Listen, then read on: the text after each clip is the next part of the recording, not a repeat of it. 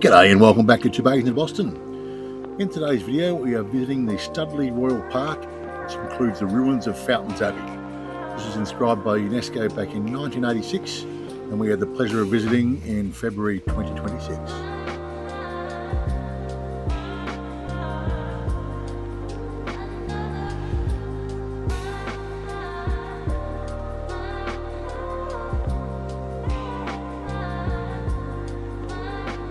Studley Royal Park, which includes the ruins of Fountains Abbey, owes its originality and striking beauty to the fact that a humanised landscape was created around the largest medieval ruins in the United Kingdom. The use of these features combined with the planning of the water garden itself is a true masterpiece of human creative genius.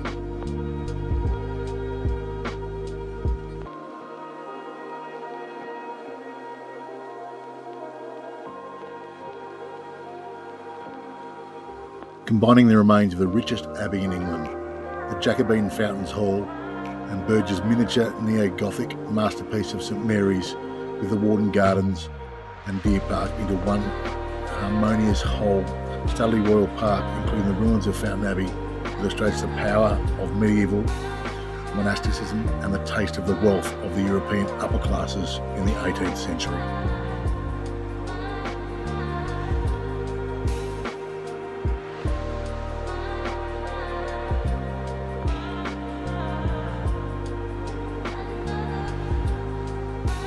All sorts of annex buildings were added in the vicinity of the cluster of regular and characteristic structure making up the Cistercian Abbey. The Lay Brothers Infirmary, a long corridor leading to various quarters, prison, mortuary chamber, the monks' infirmary with separate kitchen, storeroom and chapel. In the main complex can also be seen the ruins of the Abbey's mill, bakery and malt house.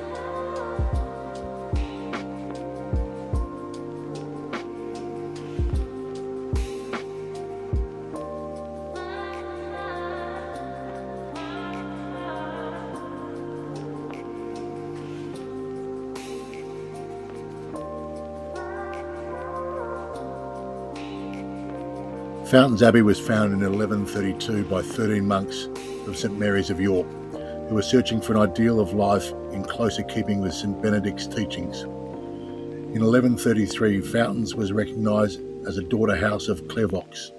From the start of the abbey benefited from large donations. In the 13th century, its land wealth grew to enormous proportions.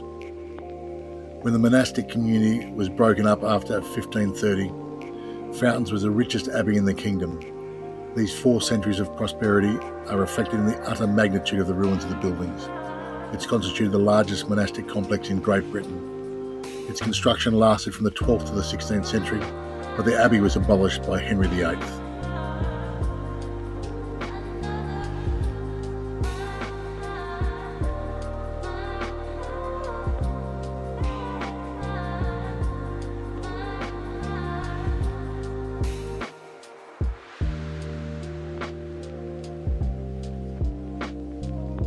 The rich array of monastic buildings grouped together to the south also testifies to the deep-seated changes occurring in a community which rapidly grew away from the pristine ideal owing to its land wealth and its spiritual influence.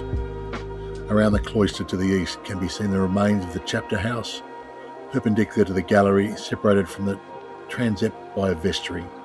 To the south there is a refectory, also running perpendicular to the gallery, flanked by a cafectory and a kitchen. To the west there is an immense storeroom, still standing, and the Lay Brothers Refectory.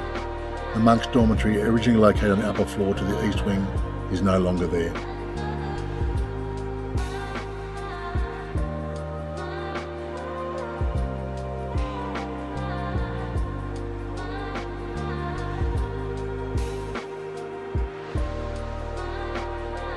John Aylesby inherited the Studley's estate in 1693. He was a Tory Member of Parliament for Ripon in 1695 and in 1718. In 1718, he began the creation of the garden. After his death in 1742, his son William extended his scheme by purchasing the remains of the abbey. He also extended the landscaped area in the picturesque romantic style, contrasting with the formality of his father's work. Between them, the two created what is arguably England's most important 18th century water garden. It escaped major reshaping in the garden and park passed to the Wiener family, descendants of the Assalbys. In 1966, the estate was purchased by West Riding County Council and was acquired by the National Trust in 1983.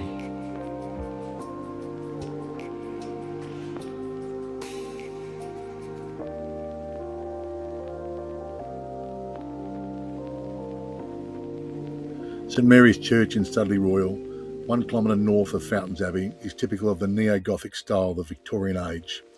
The Anglican church built between 1871 and 1878 for the Marquis and the Marchioness of Ripon.